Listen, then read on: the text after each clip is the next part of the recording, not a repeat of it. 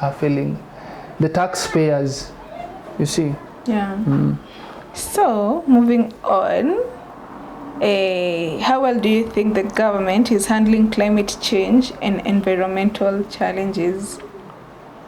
As far as issues of climate change is concerned, climate change is a ticking bomb. Unfortunately, as Kenyans, I think it's a concept that has been left or maybe being discussed within boardrooms, that even the people who are really affected by climate change are not involved into this discussion, and they do not even understand.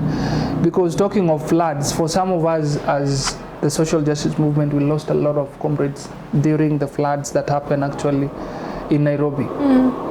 And that is also as a result of that, we saw several houses were demolished. People's houses were destroyed with the floods, and actually again government came in and wakabomolea watu. Up to date, nobody has been compensated. People are struggling again to be able to get back on their feet. And I think when the government won, some of the legislatures, and I think one particular case was of Peter Silasia. You see, this is a legislature, a policy maker, and it is not a crime not to be able to understand everything, but when he was being interviewed, it made it very clear that these people do not even understand the policy, the concept around this.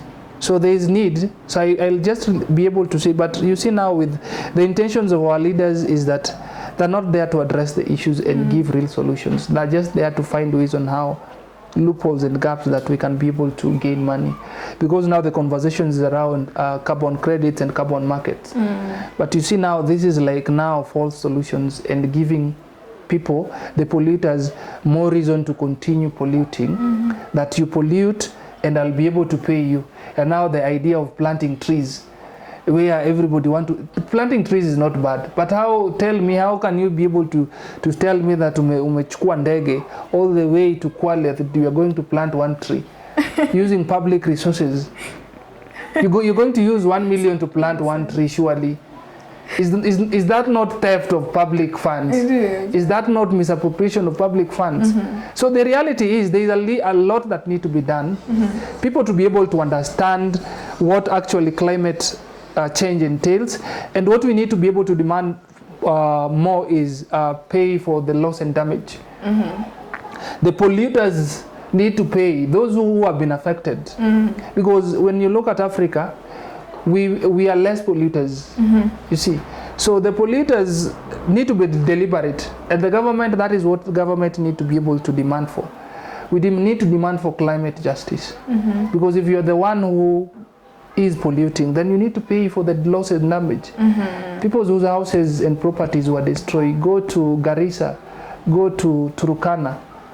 People who rely on livestock, and that particular during drought, there was a massive death of livestock. During floods, there's a lot of people's agriculture and crops were swept away by floods. So when we also need to talk about this, we need to also to be able to look at the vulnerable communities and people who actually have been affected, and that should be the conversation. There is need for us to be able to have a conversation around mitigation and adaptation mechanism that we also need to be able to set up. There is what we call now FLOCA funds in every county, but you see now these are things that even if you ask some of us who are well maybe informed and on day-to-day conversation around whatever is happening within the country, some of us still do not also understand all these concepts. So how best can we be able to work together, create awareness, sensitize the people, build their capacities, train them, so that they can also be able to join forces? Because if we do not act now, then in the next few years, there will be we will not have a nation, will not have something to celebrate. So it needs a collaboration, but more so we must be able to demand justice and accountability. Okay. Do you feel safe in your community, and Do you think the government is doing enough to combat crime and ensure public safety? I don't feel safe. One, because I'm a human rights defender. Two, is because I believe in the rule of law. Third is because I stand for what is right. What am I trying to say? As a person who believes in the rule of law, I'm cognizant to the fact that there is a rise in crime. And the rise in crime is a result of the poverty, the rising poverty level, lack of unemployment of young people, issues of drugs and substance abuse within the community, issues of mental health, issues of parental negligence. So there's a lot of social economic factors that contribute to crime. But you see, for us, most of the time when we talk about, because the combative way or maybe the strategy the police are using to deal with crime is either through abuse, police abuse of power, extrajudicial execution. We are seeing rise in issues of extrajudicial execution. We are seeing issues of arbitrary arrest and being charged on trump-up charges as a way, as a mechanism that government is coming to be able to deal with issues of crime. No, that should not be the solution. So most of the time we find ourselves in a very tight situation when we are saying that the rule of law need to be followed in terms of when handling issues of crime, because community on the other end, yes, these young people are committing crime and are actually causing havoc. In Kariobangi, actually, there was someone who was stabbed to death by criminal.